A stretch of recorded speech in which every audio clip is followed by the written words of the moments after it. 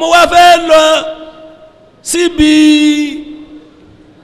aya méjì mo aya kan ìkànnù Suratul Bakara a wá padà lọ síbi òfin mẹ́wàá tí mo kà fún yín inú Suratul An'am a máa lọ ọbẹ̀ ṣùgbọ́n la takulu amwalakum bainakum bil batili ẹ jẹ́ kí a kọ́kọ́ lọ ọbẹ̀ ẹni tó bá ní Kùránì tẹ́lẹ̀ bó kó gbé kó wò ó ẹni tó bá ní Kùránì ti èdè abínibí Yorùbá kó wò ó ẹni ó bá jẹ́ pé Lárúbáwá ni kó wò ó dáadáa ẹ mọ̀ pé gbogbo ìlú tí wọ́n bá ti ń kó owó tálákà bí wọ́n ṣe ń kó owó Nàìjíríà yìí ìlú yẹn ò lè nífọ̀kànbalẹ̀ àwọn tálákà tí ń jìyà erí wọn ò ní jẹ́ kí ìlú ó tòrò ní kẹ́ àfipọ́dọ̀ bẹ́ẹ̀ bá lẹ̀ ń bẹ lọ́wọ́ ẹ̀ ń sìn kankan àfi kí ẹ kọ́kọ́ mú ti tálákà dání. Allahu akbar. Abidan min ibadina atayna rahmatan min indina wa 'allamnahu min ladunna ilma. Al-Qur'an. Alhamdulillah rabbil alamin.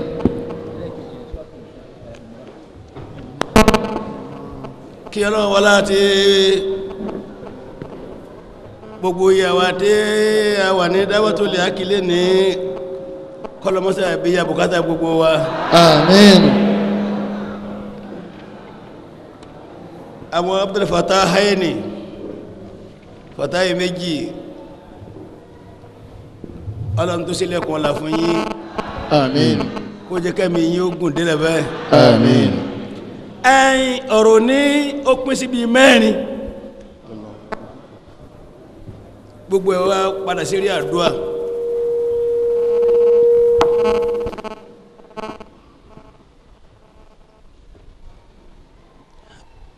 àdúà tí àkọ́kọ́ ó ní ti ọ̀rẹ́ mi pàtàkì Alhaji Ibrahimi Àbàtà oníwàásí àgbáyé rahimahullahu tagamada Allah bi rahmatihi.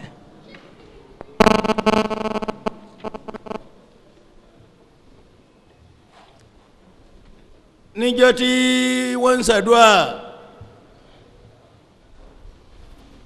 wọ́n ní kí n gbérí stéjì kí n lọ sọ̀rọ̀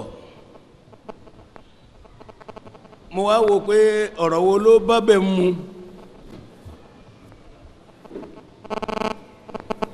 nípa ro ìmọ́lẹ̀ ńlá tó kú láyé ẹni tó bá lóru iye ọdún tí Sheikh Ibrahimi Àbàtà lò láyé tí ó sì kú pẹ̀lú àbùkù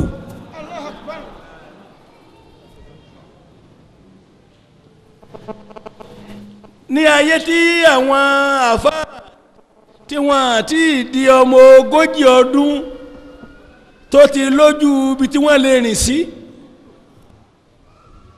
nítorí ìfẹ́ owó nítorí ìfẹ́ obìnrin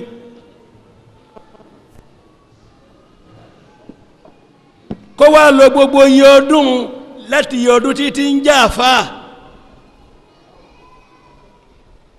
ìmọ̀lẹ̀ rẹ̀ sì ń lé kú ni tó fi wá dijọ́ tó kúkú ìdẹ̀ra. Allahu akbar. torí ẹni ó bá mọ wàhálà tí ń bẹ kí ẹ̀mí ó tó kú lára èyí á mọ̀ pé ẹni tó bá kúkú pé ìsìn ló wọlé yìí a rí nísìn èyí ó mọ̀ pé Ọlọ́run fi kú dá lọ́lá àdìsàdúrà rẹ o kí wọ́n tó ṣèjọ́ mẹ́jọ làwọn ti ń ṣe àwọn àdúà eríṣiríṣi àdúà ní sáwí ní lótífòláì lọ́dún ilé kéwú kọ́lọ̀n wọlá gbogbo iye jama yìí àti gbogbo iye tí ó ma wo Da'watul Haqq Alhaji Ibrahim Aminullahi Al-Wa'izul Alami ridwanullahi alayhi al-mulakabu bi Àbàtà rahimahullah ìbẹ́nu kí ọlọ́run ọba ìkẹ́nà kó máa pọ̀ sí gbogbo ẹni tó bá ti lè gbọ́ wá sí yìí ó jẹ gbèsè kó ké kúlí huwallahu mẹ́ta àti iná ansẹ́nu ẹ̀yọ̀kan fún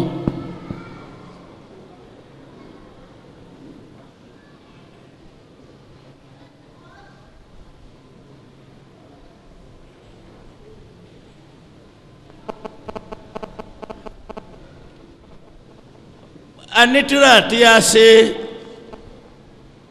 tààtì rò pé a ké ń dáwọ́tú lè ákì ìkánú àwọn àfá ńláńlá Alhaji Sultan tó jẹ́ ọmọ ẹlẹ́ẹ̀kejì fún bàbá Sheikh Muhammadu Kamaluddin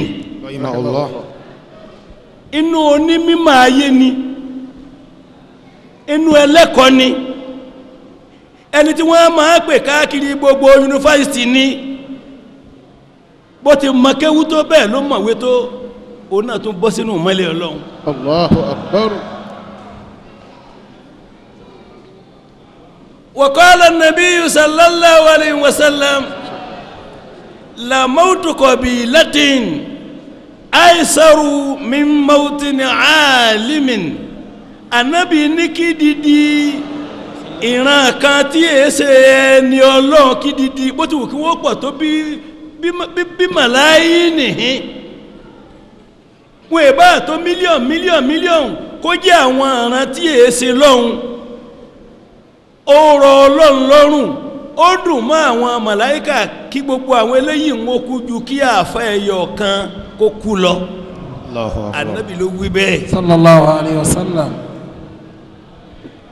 gbogbo jama wa àdìsàdúrà fáwọn náà bá ti ń kí wọn ti gbogbo jama wa àdàbíyà bá ti ń kí wọn ti Sheikh Ibrahimi Aminullahi Abata bẹ́ẹ̀ náà látó ń kí wọn ti Sheikh Sultan Muhammadu Kamaluddin Al-Adabi gbogbo ẹni ó bá wo wá sí yìí kó kékulú Allahu mẹ́ta àti iná sáré-náwó tó bá yà ń padà pìtàn súra méjèèjì gbogbo Al-Qur'ani ní pé yàn ké súra kàtí gbalada iná anzalinahu kúlú wallahu àwọn ni wọ́n gbégbé orókè pẹ̀lú àwọn ìdí ìpìlẹ̀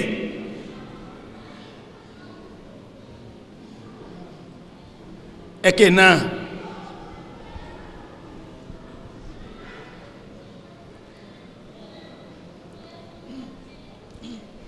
gbogbo jama wa dàbíyà musa ọ̀rọ̀ gbogbo wa lójú Àmín. ọ̀rọ̀ ẹlẹ́kẹta ó ní òfò tó ṣe gbogbo Nàìjíríà nípa ti bàálù tó já Allahu Akbar.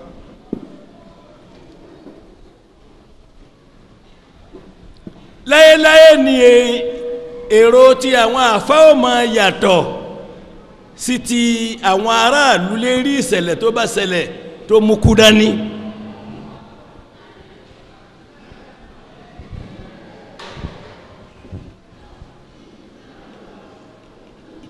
ikú èé ṣe mistake ẹni tí ó pa kò sáburú bí kí ara èyàn ó gbóná ṣùgbọ́n Ànábì ní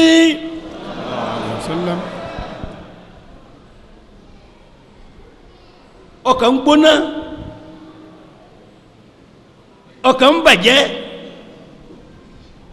ojú ń dami síbẹ̀síbẹ̀ a ní sọ tí ó bí Ọlọ́run ọba nínú nípa ẹni wa tó lọ níbi tí gbogbo iye àwọn tẹ́yìn wọn pàdánù tí wọ́n lọ síbẹ̀ nílànà tiwa oníkásàdúà fún gbogbo ẹni tó bá jẹ́ mùsùlùmí kí Ọlọ́run ó forí jìn àwọn àmì náà ti ń bẹ̀m̀bẹ̀ tó lẹ́tọ̀ọ́ sí kásàdúà fún tí a mọ̀ k'Ọlọ́run ó forí jìn Àmín. ẹ̀kẹ́ kúlú aláwọ̀ mẹ́ta fún yìí náà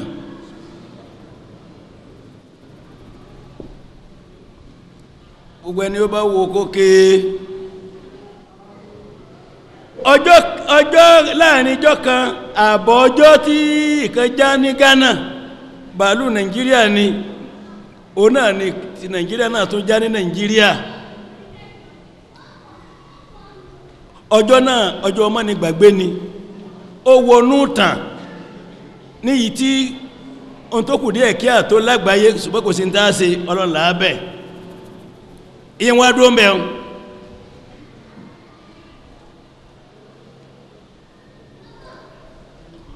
ọ̀rọ̀ wá padà wá sí háùsì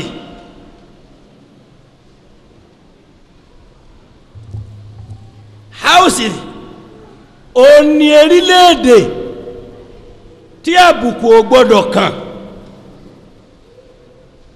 àwa ààyè tiwa tá a wà ní ìtí ara yóò retí lọ́dọ̀ wa bí nǹkan bá ṣẹlẹ̀ pé kí ni bàbá wí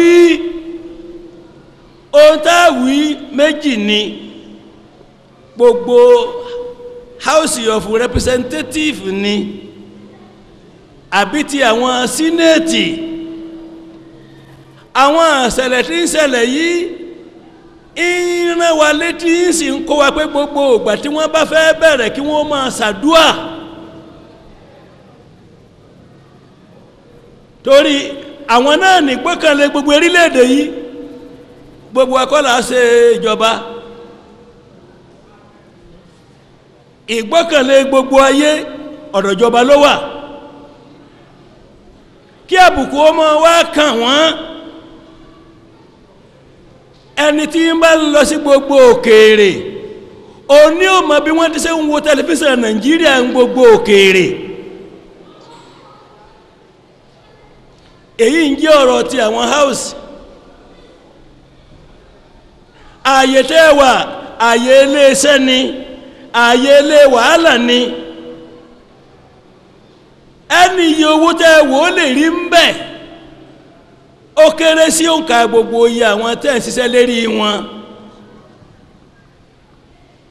ẹ máa ṣàdúà ẹ máa ṣàdúà a ní sọ ọ̀rọ̀ tí yóò mú political something dání ṣùgbọ́n ẹ nídìí àdúà torí gbogbo yín bábùkù bá kan ẹnìkan nínú yín àbùkù kan gbogbo orílẹ̀-èdè yìí pàápàá jùlọ gbogbo wa yìí ṣùgbọ́n kò sí ẹni tí àṣàsí ò lè mú Allahu Akbar. mo dádúró mbẹ̀ Allahu Akbar. ọ̀rọ̀ ẹlẹ́ẹ̀kẹta ó ní pírẹsidẹ́ntì orílẹ̀-èdè yìí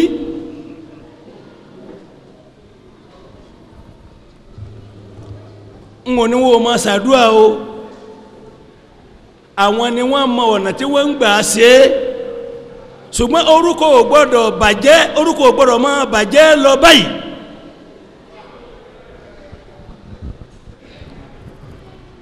kó máa ṣàdúrà èyí tó jẹ́ tiwa lérí ìlú à ń ṣe èyí tó jẹ́ tẹ lérí ìjọba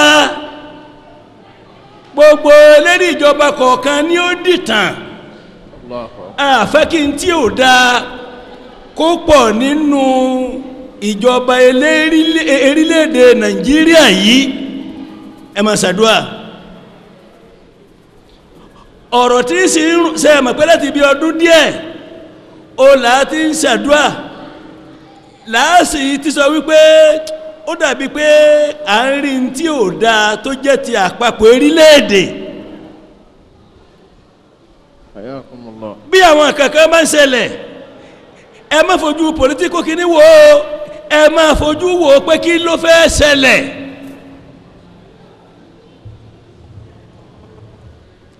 eléyìí jẹ́ ọ̀rọ̀ ti president àti gbogbo àwọn ẹmẹ̀wà ẹ̀ àwọn tí ń ṣẹlẹ̀ léra wọn yìí ẹ má fojú kékeré wò ó èyí ń dúró báwọn mo wá fẹ́ lọ síbi àyà méjì mo àyà kan ìkànnù Suratu Bakara a wá padà lọ síbi òfin mẹ́wàá tí mo kà fún yín inú Suratul An'am a máa lọ ọbẹ̀ ṣùgbọ́n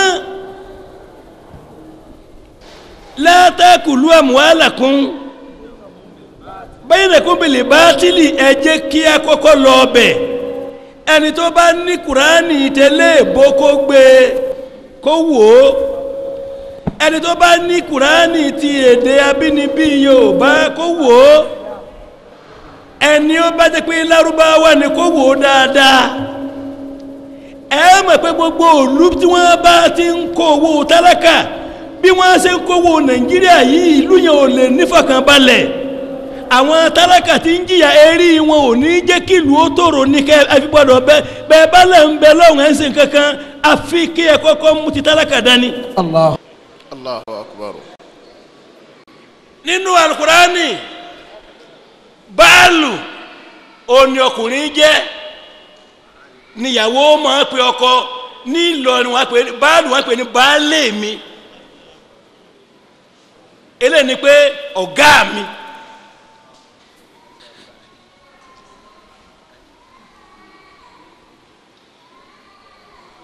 níjọ́ ọ̀pọ̀lọpọ̀ àwọn obìnrin ìsìn ọ̀pọ̀lọpọ̀ arúgánsì òjé kó ráǹfààní ọkọ jẹ́ ṣọ́ọ̀ṣì ní fowó lẹ́kọ̀ọ́ tó kó ìranù rẹ̀ jáde a ní ìranù yìí wọ́n kọ́kọ́ kó jáde náà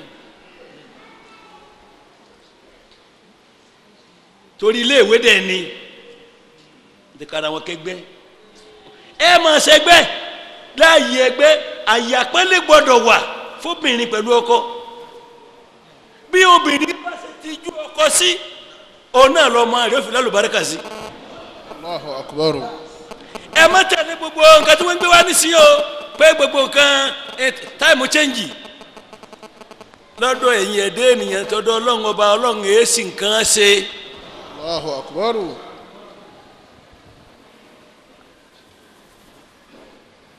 àwọn obìnrin tí ọmọ wọn lálùbáríkà jù lóbìnrin tí ọkọ tọkọ jẹ lẹ́gbin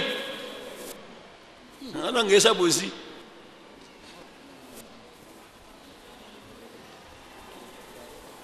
bí ti ń bẹ lọ́dọ̀ ọkùnrin ní ń bẹ lọ́dọ̀ obìnrin ọkùnrin ń bẹ kiri mí ní gidi tí ó máa fẹ́ obìnrin mẹ́ta papọ̀ á dẹ̀ di ẹnìkankan ò ní mọ̀ sam ẹnìkan ò ní mọ̀ tó bá fẹ́ lọ́dọ̀ kan yóò wá dọ́gbọ́n dá ìjà lẹ̀ pé ó dá bọ́bá kúkú lémi mo kúkú jáde ó ń lọ síbi tí ń lọ ni. Allahu akbar. Allahu akbar. Allahu akbar. irú àwọn ọkùnrin bẹ́ẹ̀ ń bẹ ṣùgbọ́n àwọn obìnrin míì ń bẹ pé fúnra ara wọn ni wọ́n lé ọkọ wọn bọ́ta obìnrin míì lé ọkọ rẹ̀ bọ́ta pẹ̀lú ọ̀bùn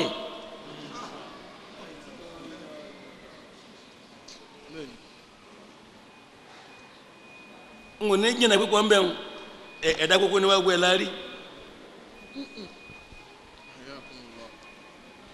ọlọ́run dá obìnrin torí kó rìn dáadáa ni nítorí tọ́lọ́run fi dá wọn òórùn kan ò gbọ́dọ̀ jáde lára obìnrin yóò kàn rí kó ń di ẹni àpáti ní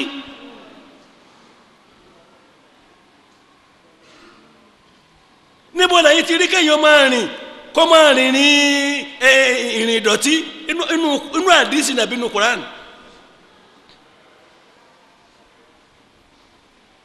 ọlọ́run pàṣẹ ẹ̀ṣọ́ ni ó pàṣẹ mímọ́ ní inú Kùránì bẹ́ẹ̀ bá rí bẹ́ẹ̀ bá ń ka tírà òdì fún yín gbogbo ọ̀pọ̀lọpọ̀ yìí tẹ́ ẹ̀rọ kọ fẹ́ ìmúra ọ̀pọ̀lọpọ̀ yín ni wọ́n ní ẹ gbọ́dọ̀ lo pẹ̀fíìmù ẹni bá lo pẹ̀fíìmù tó tẹkùnrin bá gbogbo kìnní rẹ̀ yóò wọ̀nà gbogbo ọ̀rọ̀ tí ò bá nǹkan kan mu.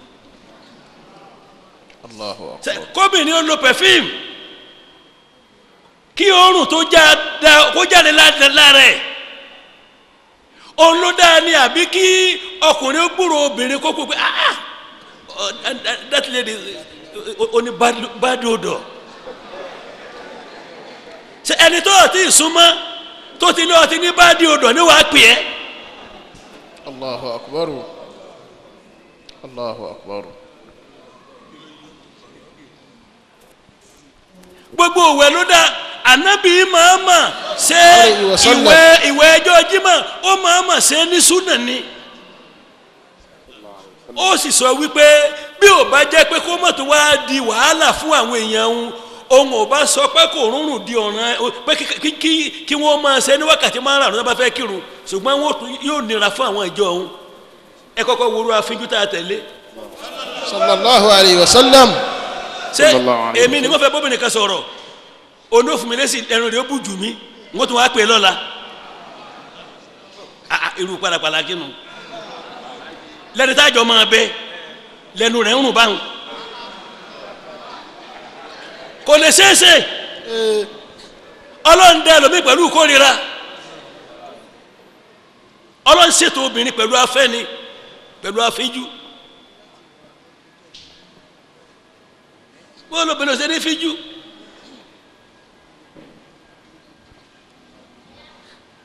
ọkùnrin ń bẹ tó yàtà rẹ̀ bẹ́ẹ̀ náà lóbìnrin ń bẹ ṣùgbọ́n ẹ̀yin obìnrin ẹ láti máa rìn dáadáa nítorí ìtọ́lọ́hun lẹ́yìn tẹ́ bá ti lọ́kọ ẹni tí ò bá lọ́kọ láti máa rìn dáadáa kó lè bá àárẹ̀ èèyàn péun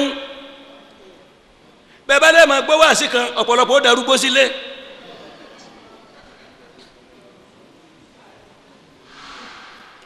ọlọ́run pàṣẹ ẹni ọlọ́ni yá bani ádámà khudhu zinatakum inda kulli masjidin wakulu washrabu wala tusrifu innahu la yuhibbul musrifin ọlọ́ni anabi sọ pé gbogbo àwọn ọmọ anabi ádámà pé èyí tó bá dáa nínú ẹ̀ṣọ́ yín oníkẹ́ máa lò tẹ́ ń bá ń lọ sí márásí oníkẹ́ máa lò ẹ̀ṣọ́ lọ tẹ́ bá ń lò dé kọ́kílẹ̀ lò máa ṣe tẹ́lọ̀ lẹ́ẹ̀bà àrùn lójúmọ́ kùránì ni o ó wà ní Suratul A'raf o torí àwa tí àwọn èèyàn wá ń bá ó jẹ́ ká mọ irú tí ń díyà jẹlòmíì tí ó mà gbọ́n lóbìnrin ò ṣe ní rìn dáadáa ojú àtọwọ́ ó nìkan lànàbí pè ní hòhò sallallahu alayhi wa sallam lóní kìí ṣe hòhò ó ní obìnrin gbogbo ara rẹ̀ hòhò ni tó bá yẹ ní ojú rẹ̀ àtọwọ́ rẹ̀ torí obìnrin tí ó lo nǹkan tó borí tó fẹ́fẹ́ ọ̀sẹ́ ni mo pe arábìnrin síjú rẹ̀ kí n wò ó mo fẹ́ bọ́ sọ̀rọ̀ ọ̀sẹ́ ni wí bẹ́ẹ̀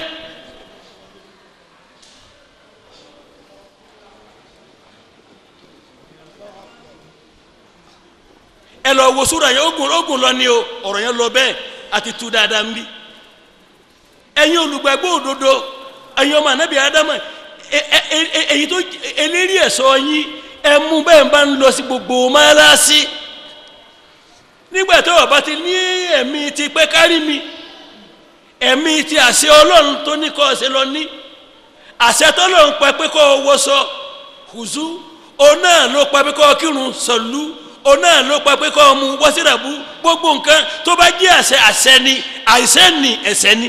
Allahu akbar.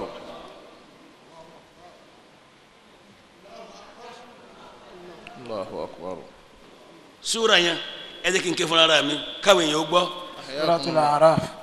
torí ìṣẹ̀lẹ̀ àánú ọ̀pọ̀lọpọ̀ àwọn ọmọge ẹlòmíà ti fẹ́ darúgbó sílé wọn tó bá sì lórí pé wọn náà ọ̀ ní sọ pé bọ́ọ̀ sí rìn yìí ọ̀ lè rè yàn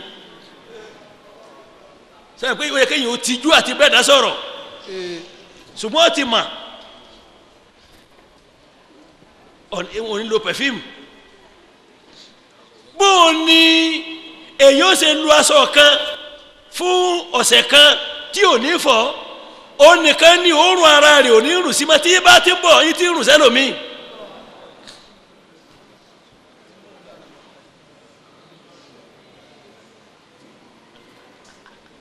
ọlọ́ni ya bani ádámà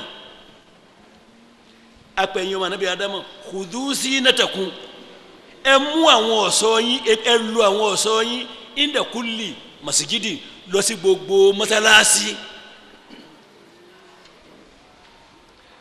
wakulu washrabu ẹ sì máa jẹun tó dáa ẹ máa mumi tó dáa ṣùgbọ́n wala tusrifu ẹ má nànà àpà innahu la yuhibbul mu'tadin mufsidin Ọlọ́run ló ń fẹ́ràn musirifin Ọlọ́run ló ń fẹ́ràn ẹni nakuna ẹni napa Allah kuli tí Ọlọ́run wá sọ fún Ànábì ọ̀nà ló sọ fún gbogbo ẹni tó bá fẹ́ jí sí Ọlọ́run pé kuli sọ wípé mani harama zinata lahi ta lẹni tó sọ gbogbo ẹ̀ṣọ́ Ọlọ́run ọba tó sọ di èèwọ̀ alati ẹ̀ṣọ́ Ọlọ́run tó yẹ pé àkàràjà Allahu ọlọ́mọọmọ mú jáde ní lé ìbáàdìí fún àwọn ẹrúsìn rẹ̀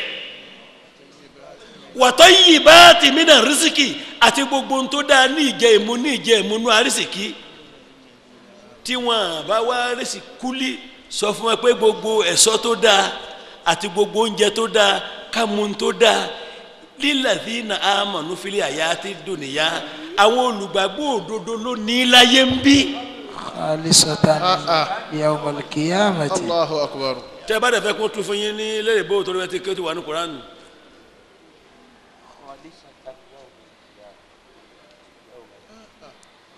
Allahu akbar. Ọlọ́run yóò jáde fún yín pé ẹ máa jẹun tó dẹ́ ẹ máa mu tó dẹ́ ẹ máa wọ̀tò tó dẹ́ fílẹ̀ àyà ti dùnìyà láyé tá a wà yìí ṣùgbọ́n khalisatan lakum yawmal qiyamati. ẹ má bàbá wí o khalisatan lakum yawmal qiyamah tó bá wá di àlìkíyàmà ẹ̀yin nìkan lẹ́ẹ̀ máa wá rí jẹ lẹ́ẹ̀ máa rí mu lẹ́ẹ̀ máa rí lò àwọn kèfèrí ò ní báyìí rí lò ń bẹ̀ mọ́ nípa pé gbogbo orú ẹ̀ṣọ́ tẹ̀ ń lò láyé làwọn náà ń lò wọ́n tẹ̀ ń lò jù yín lọ irú ilé tẹ̀ ń gbé ni wọ́n ń gbé tó dájú ṣùgbọ́n lálìkíyàmà khalisatan lakum níbo la ti rí wọ́n ní ká wẹ̀ níjọ́ jímọ̀ ṣùrùtù jímọ̀ ó ní pé bọ́ bá ti wẹ̀ ọ́ gbọ́dọ̀ jẹun tó fi lè kí jímọ̀ ipa pé tó bá jẹun ìtọ́ torí rẹ̀ wẹ̀wẹ̀ jímọ̀ ti bàjẹ́ nígbà yẹn ní Madina kò sí fáànù tí ì dé abẹ̀bẹ̀ ọlọ́wọ́ ló wà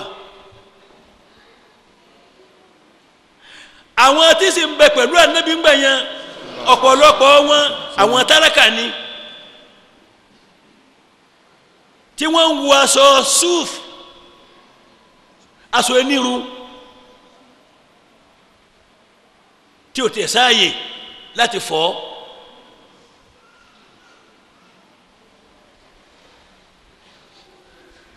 málásí ojúkótó ni wọ́n ní kò tí ì máa sí wíńdò fèrè ojúkótó tí wọ́n dá kéékèèké ooru Mádínà sì ní bóyá ẹ̀ tí ì lọ Mádínà ní ooru rí òtútù bẹ̀ ló le jù ooru bẹ̀ ló le jù nígbà yẹn bí wọ́n bá wọ málásí ilé Ọlọ́run ẹsẹ̀ ilé tó ní kí ẹnìkan ó bọ́ọ̀bì kan pé irun bá kan Ànábì wa mọ̀ọ́mọ̀ ṣe ìwẹ̀ jímọ̀ ó mọ̀ọ́mọ̀ ṣe ní súnà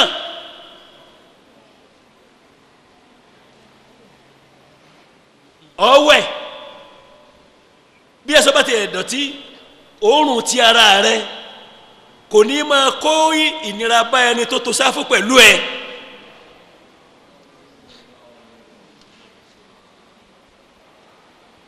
ṣùgbọ́n bá bá ti wẹ̀ jímọ̀ tó tún jẹun epo mọ̀rùn lọ́wọ́ ẹ̀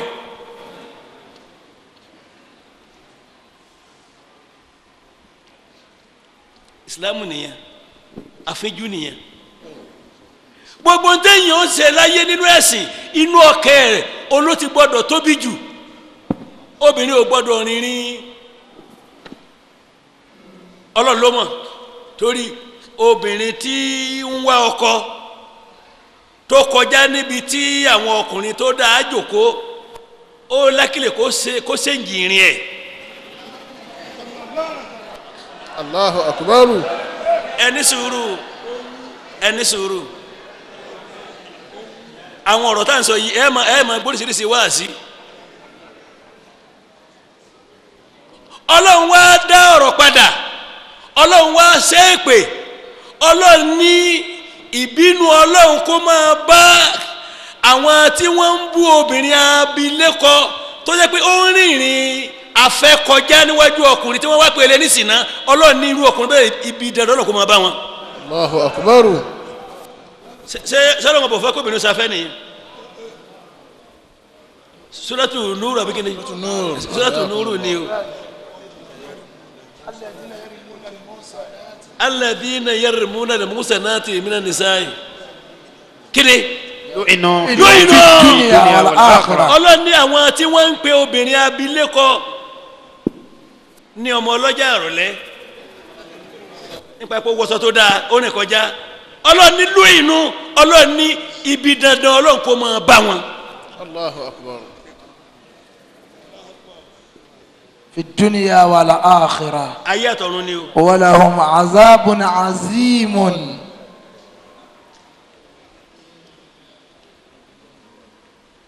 ìtí wọn ò fẹ́ kóbìnrin ó ṣe ni pé wọn ò fẹ́ kí obìnrin ó tẹjú mọ́ ọkùnrin ọlọ́kùnrin tahadak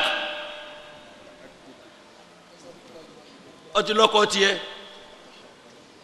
kí lọ́ọ́ tún wọ ọkùnrin ọlọ́kùnrin tó ń ṣẹ́jú mọ́ láàásì tó ń ṣe ìsára pé àyè wà.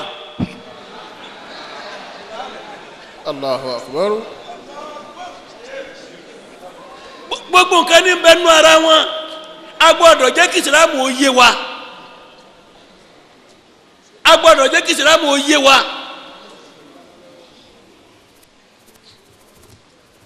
ẹlòmíín bẹ tí wọ́n ń ṣe gbogbo nǹkan fún tí wọ́n ń ṣáájò fún ájò tí ò lè ṣiṣẹ́ torí pé ọ̀bùn ni.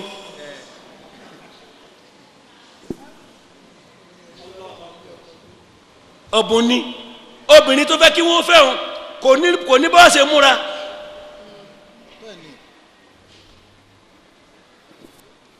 obìnrin tí bá wọ́kọ ó nírú àwọn tí ó máa bá rìn ó nírú ọ̀rọ̀ tí ó máa sọ ó nírú ìṣesí tí ó máa ṣe.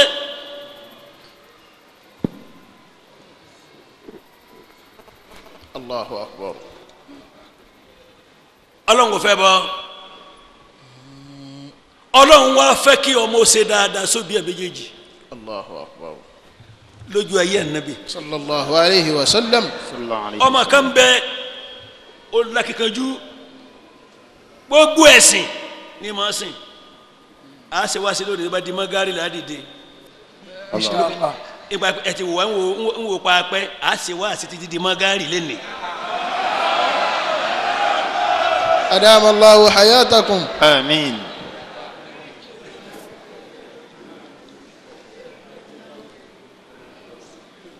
ó wá rẹ ọmọ yẹn fẹ́ kú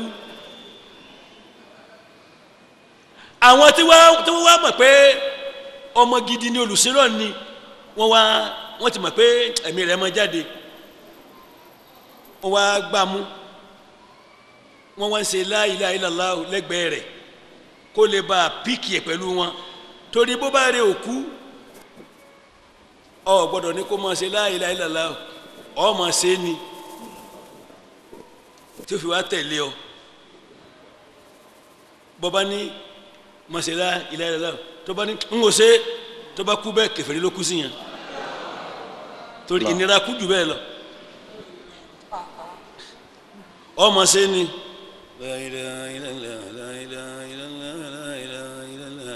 ọ̀nà yóò kàn gbé ni yóò kàn máa wé ni ibi tó kù sí nìyẹn gbogbo ẹ̀wọ̀n sí lọ́dọ̀ ọmọ yìí kò rí láìláàwí wọ́n sọ fún sẹ́yìn náà mọ́rù pé ọmọ yìí yé ààrẹ rẹ̀ ó dàbí kò lè yé kò dẹ̀ rí kalimatu musarafa wé tẹ̀lẹ́kì wọn kò sẹ́sì umaru débẹ̀ wọn gbọ́dọ̀ gbogbo ọgbọ́n kò rí wí kò rí láìláàwí wọ́n sọ fún anabi. Allahu alayhi wa sallam. anabi wa ni ìyá rẹ̀ bẹ láyé àbí òsì wọn ló ní ìyá anabi ní pé ìyá rẹ̀ wá. sallallahu alayhi wa sallam. anabi ní ọmọ yìí ara rẹ̀ yìí ọlọ́run ló màsìkò wọ́n dẹ̀ wọ́n sẹ́yìn náà mọ̀rọ̀ wọ́n ní kó ṣe láìlá kò rí wí ó ní kò ní rí wí kí ló ṣe ó ní gbogbo ọjọ́ ayé ó lóhùn tó báyìí lọ́wọ́ ẹ̀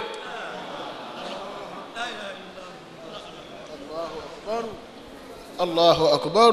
Allahu akbar. anabi wa ni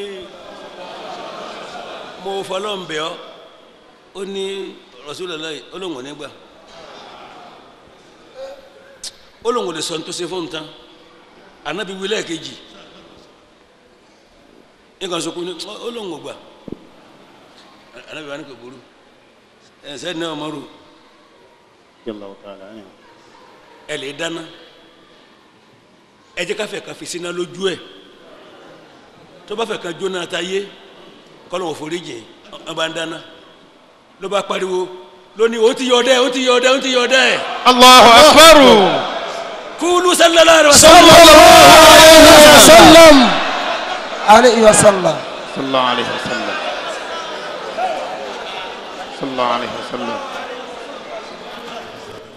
Sallallahu alaihi wasallam.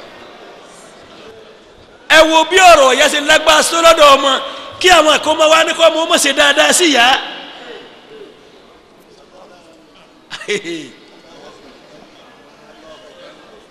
kí àwọn àkọ́mọ ní kí ọmọ ọmọ ṣe dáadáa sí ìyá. La ilaha illallah. àwọn àṣesí kíkí ní gbogbo àgbáyé ló yàtọ̀ erí nìkan la gbọ́dọ̀ fi kalẹ̀ fún ẹ̀dá gbogbo tí bẹ̀rẹ̀ kò sí dáa lè fi sàpẹ́lẹ́ fún yàn ọ̀dà bó bá jẹ́ pé gbogbo àwọn èdè wọ̀ náà ìjà nìkan bẹ́ẹ̀ ní Haúsá tí ó wà lè jẹ́ náà àbí nílọrin ọ̀pàdé àgbàlagbà ọ̀tọ́ bẹ́ẹ̀ kọ́ dúró ohun tó ń bẹ lára wọn ní ò da ọkùn lẹ̀.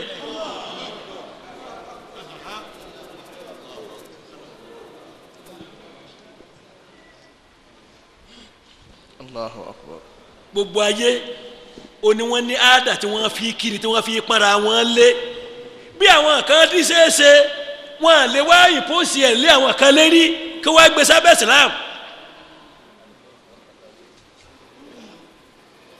bí wọ́n ṣe kí yín kí wọ́n ń lù yín àwọn míì ní kí wọ́n pàdé irú àwọn Yemen tábàdé wọ́n kọ́ gbàrà wọn láyà pẹ́ eléyìí ló gba láyà pẹ́ tí wọn nu bẹ́ẹ̀ la Sudan wọ́n padà náà gbàrà wọn láyà bá pẹ́ wọ́n fi ọ̀nà gba tiẹ̀ kíkí nu àwọn Lárúbáwá àwọn ó kì í ṣe ara wọn ni ó sì níbi wọn tuntun ṣe kí àwọn àgbàlagbà yàtọ̀ tí wọ́n nu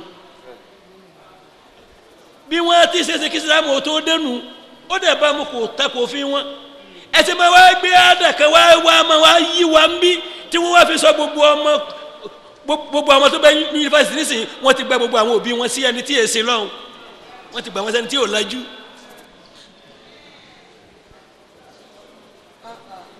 Allahu akbar. wa bil walidayni ihsana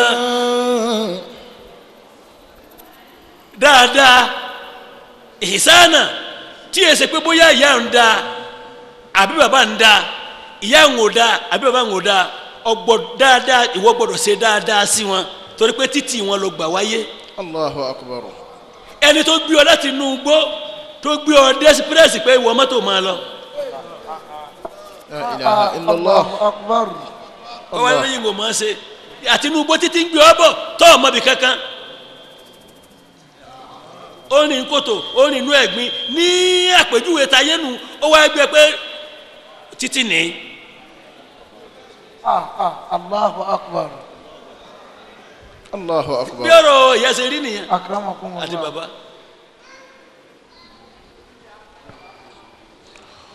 wala taqtulu awladakum min imlakin. lẹ́yìn náà Al-Qur'ani ní ẹ̀sìn gbọ́dọ̀ pààyàn. ọmọ tẹ́ ẹ bí ẹ gbọ́dọ̀ pa nípa pé nbọ ni mo ti rówó tọ́ bóyá ọmọ nìní ń bọ̀ wá là ọ́. Allah. Allahu akbar.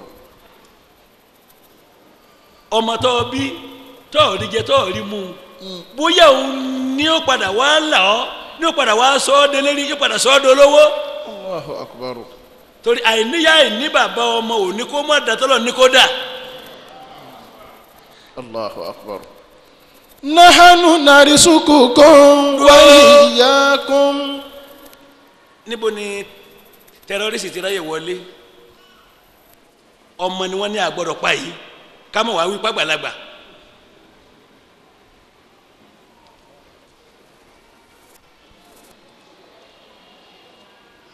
ọlọ́ni ọmọ gbogbo iye ẹni tí Ọlọ́run bá kó ìyàn tì sí lọ́dọ̀ gbogbo tí ó máa jẹ tí ó máa mu ni tẹ̀wọ̀n yóò máa jẹ tí ó máa mu Ọlọ́run máa ṣe fún ìjọba fìbínú lé wọn pé ọ̀rọ̀ wọn sùn ibi tí wọ́n ń lọ náà ni ìjẹmu wọn bá wọn lọ torí ma min dabbati fil ardi إلا على الله رزقها ومستودعها كل في كتاب èèyàn lámúmára ni èèyàn lámúmára ni Allahu akbar. ọlọ́ni nahanu narisukukum wa iyyahum ṣé bẹ́ẹ̀mi ni mò ń ṣe tiẹ̀ náà àti tiwọn àbí ṣé bí èmi ni ń ṣe tiẹ̀ náà àti tiwọn. Allahu akbar. torí mùdọ́rí ni Ahyakumullah. alẹ́ tu sí tí wọ́n ṣe lọ́wọ́ àbí tí wọ́n ṣẹ̀ṣẹ̀ máa ṣe nahanu narisukukum Wa iyyahum. ṣé bẹ́ẹ̀mi náà ni wọ́n máa ṣe tiẹ̀ àti tiwọn náà. ولا تقربوا الفواحش ما ظهر lẹ́yìn منها náà gbogbo وما بطن. ìwà àtijú ìwà tí kò tìjú bá ní òní fàwáhísà fàwáhísà ẹsẹ̀ tẹ́lẹ̀ fún ìtumọ̀ kan Ahyakumullah. torí jáàmù ló wá Ahyakumullah.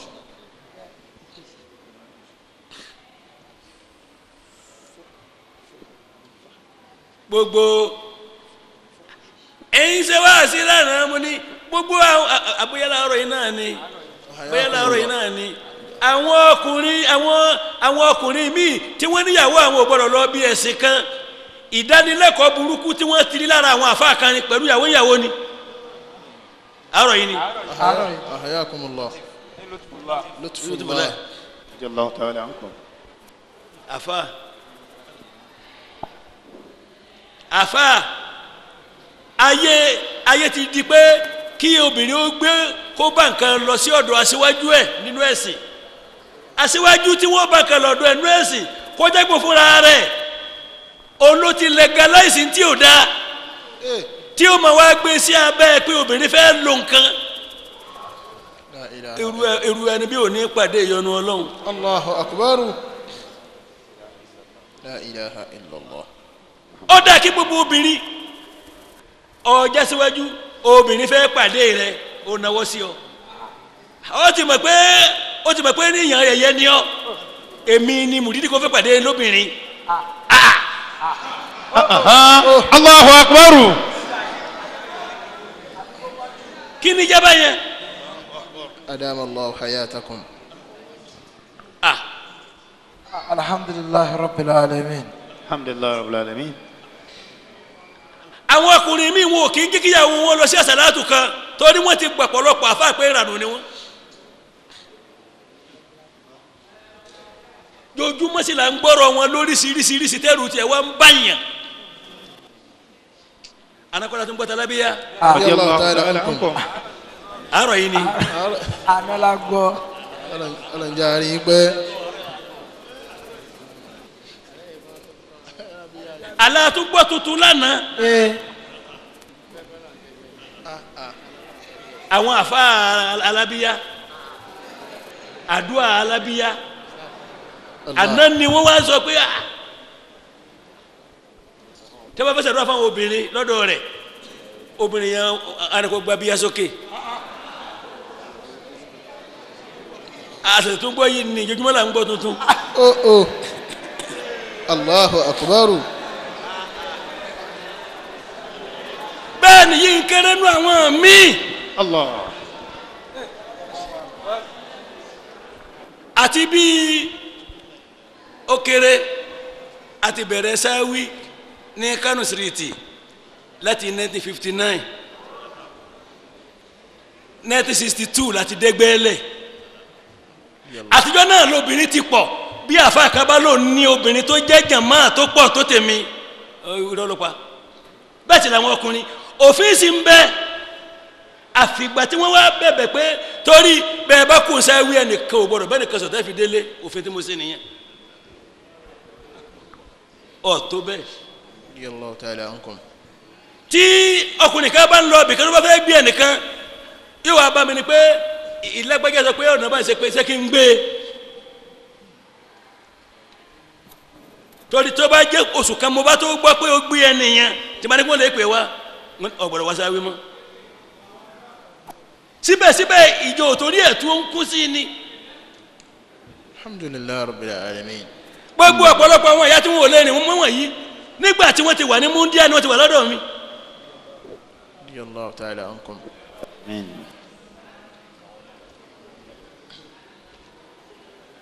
kò dẹ̀ sẹ́ni tọ́lọ̀ bò fún lọ́mọ rẹ̀. alhamdulillahi rabbil alamin. títí di sínsìn ni n ò jẹ́ ẹsẹ̀ nǹkan fún obìnrin olóbìnrin kó má lọ pọkọ ẹ̀ wá. tó bá fẹ́ ṣàdúrà ṣùgbọ́n pé má ṣe nǹkan fẹ́ tọ́ ọ lò tọ́ ọ mú lọ lé bọ́kọ rẹ̀ ò bá ti wá gbàgbé ń pa ẹ̀. ìṣesí mi nù dàárọ̀ yìí mo sì lè kúrò lérí ẹ̀. ahayakumullah. ibo ni ó ti wá kúrò lérí ẹ̀ láti yọdún yìí. bọ́ọ̀nù obìnrin ó sì máa bọ́ bá fẹ́ ṣàdúrà dáa ṣùgbọ́n pé wọ́n fọ ní nǹkan tó lò ń lé bọ́kọ rẹ̀ wá. bọ́kọ̀ rẹ bá ti ní kọ́ ọmọ wá síbi àdúrà máa ṣe ilé ọlọ́run ó gbà á.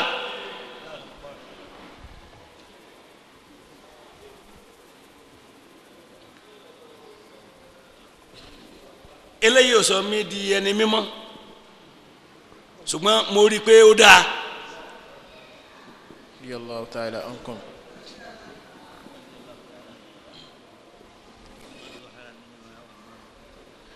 la takirabul fawahisha ẹ má súnmọ́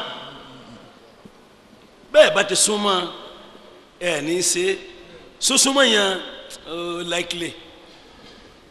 allahu akbar. ọlọ́ni ẹ má súnmọ́ gbàtà lọ́wọ́ fẹ́ sọ̀rọ̀ sínú náà ó ní la takirabu sínú má súnmọ́ sínú o torí pé tó o bá súnmọ́ ó likely.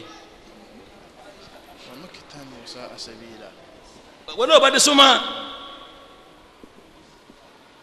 gbogbo sátán ṣe bó ṣe le tó lówó rẹ ẹnìkan ráyè wo ojú ọkùnrin kan ojú obìnrin kan iṣẹ́ tẹ́ mọ́ ṣe fún dídí wákàtí mẹ́ta tọ́ọ̀tì ẹni lè wọ ẹgbẹ́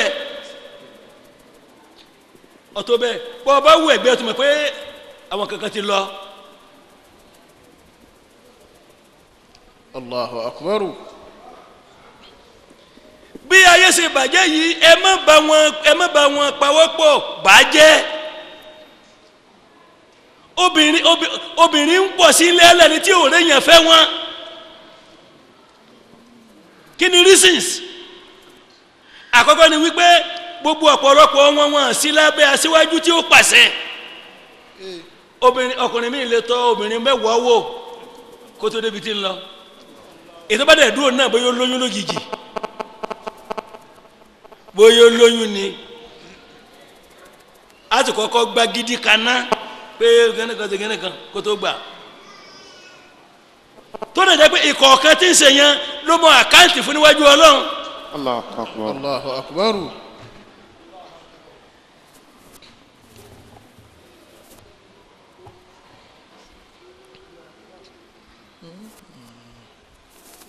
òfin mẹ́wàá la ń kà lọ yìí o. لا تقربوا الفواحش ما ظهر منها وما بطن. ìwàkiwà àti gbangba àti kọ̀ǹkọ̀ ti gbangba ọtí mímu ó bẹ̀rẹ̀ ńbẹ̀ ká bú ni ká ṣàbòsí ká kí gbogbo wà má bàtánà èyí tó pamọ́ ó bẹ̀rẹ̀ bí sìnà torí wọ́n ṣe ń gbangba. حياكم الله أكبر. ولا تقتلوا النفس التي حرم الله إلا بالحق. ẹ sì gbọ́dọ̀ pààyàn òfin mẹ́wàá ẹ gbọ́dọ̀ ṣe kí ni. pààyàn. ẹ gbọ́dọ̀ pààyàn.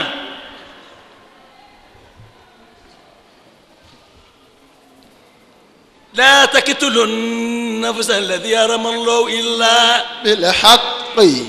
àfi ẹni tí ó bá pààyàn tí ìdájọ́ ní kí wọ́n pa padà. níbo ni ìpààyàn wà ní Quran? حياكم الله. òfin mẹ́wàá rẹ o ẹ má kí ẹ̀kẹ́ sí ha yín obìnrin gbogbo àtọkùnrin difa'an la taqtulun nafsa la taqtulun nafsa ẹ gbọ́dọ̀ pa ẹ̀mí kan التي حرم الله tí Ọlọ́run ní ẹ kò gbọ́dọ̀ pa إلا بالحق. àfi pẹ̀lú òdodo ní pé kò náà ti pààyàn kí wọ́n wá pa padà. الله أكبر. ذلكم وصاكم به لعلكم تعقلون. Ọlọ́run ní eléyìí ní àṣẹ tí mo pa fún yín mo fẹ́ kẹ́rì yín ó pé. الله أكبر. mo fẹ́ ẹ jẹ́ kẹ́rì yín ó pé ẹ má pààyàn. الله أكبر. ولا تقربوا مال اليتيم إلا بالتي هي أحسن. ẹ gbọ́dọ̀ jẹ́wọ́ aláìní ọmọ òrukàn ẹni tí ò ní ìyá tí ò ní bàbá ọmọ òrukàn méjì ní bẹ innal uquqa ahadu thaqalayn ẹni tí ò ní ìyá tí ò ní bàbá ọmọ òrukàn ni ẹni tó ní ìyá tó ní bàbá tí wọ́n lè ṣe nǹkan kan fún ọmọ òrukàn ni kábọ̀ wá wí gbogbo àwọn àgbàlagbà tí wọ́n sin orílẹ̀-èdè yìí sẹ́ẹ̀tì ni àbíjọba àpapọ̀ tí wọ́n sin wọ́n fi dàgbàlagbà àwọn tí wọ́n ń sáré káàkiri tí wọ́n ń gbé fáìlì káàkiri wọ́n fi wá ṣe títí ó fi dé àsìkò tí wọ́n ò lè ṣe mẹ́ẹ̀ ni wọ́n máa lọ lé ẹ tó wá kówó wọn dánú Ọlọ́run ó béèrè الله أكبر. kò sì ní béèrè lójú ẹ̀rọ àfi ká ẹ sanwó fún wọn. الله أكبر. الله أكبر. ẹ sọ fún ìjọba àpapọ̀ gbogbo aburú tí ṣẹlẹ̀ lórílẹ̀‐èdè yìí ẹ̀ṣẹ̀ àwọn èèyàn pọ̀ sí àwọn tí wọ́n bá wọn ṣiṣẹ́ owó olówó àwọn Yorùbá wọn ní oògùn aláàrù ẹgbẹ́ tí wọ́n fi sanwó ẹ̀ ń jẹ ẹrú rẹ̀ báyìí yóò náwó ni.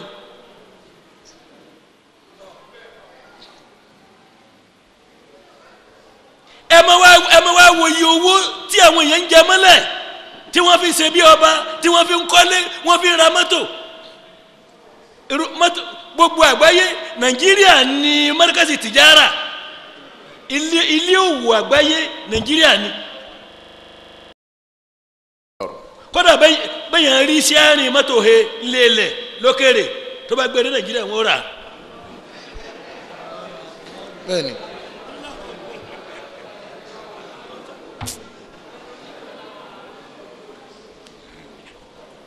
ẹ kọ́kọ́ múra àjẹ́ Ọlọ́run ọba lẹ̀ fún gbogbo iye àwọn tí wọ́n ti kú tí wọ́n ò rí owó wọn gbà ọ̀nà tẹ́ bá fẹ́ gbà pàdé Ọlọ́run bẹ́yìn lẹ lágbára ni bá bí Ọlọ́run ni ẹ̀ pàdé sanwó àwọn pẹ́ńsẹ́nà.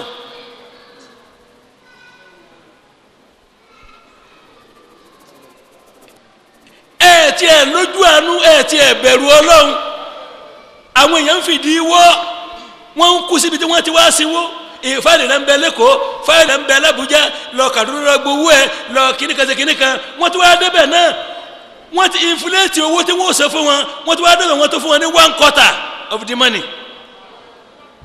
ẹ wá lẹ́fẹ̀ẹ́ jẹ gbádùn wàláyé ẹ lè jẹ gbádùn. Allahumma amin. Amin. Allahu akbar. bó ti jẹ́ nìyẹn èpè kọ́ nìyẹn bó ti rí nìyẹn. àkọ́kọ́ máa wò pé bóyá àwọn civilian tí wọ́n rò pé wọn ò ríta nígbà táwọn tó wá ń rí àwọn army àwọn ọlọ́pàá àwọn tí wọ́n ti ṣèjọba látọjú ayé Mango Park.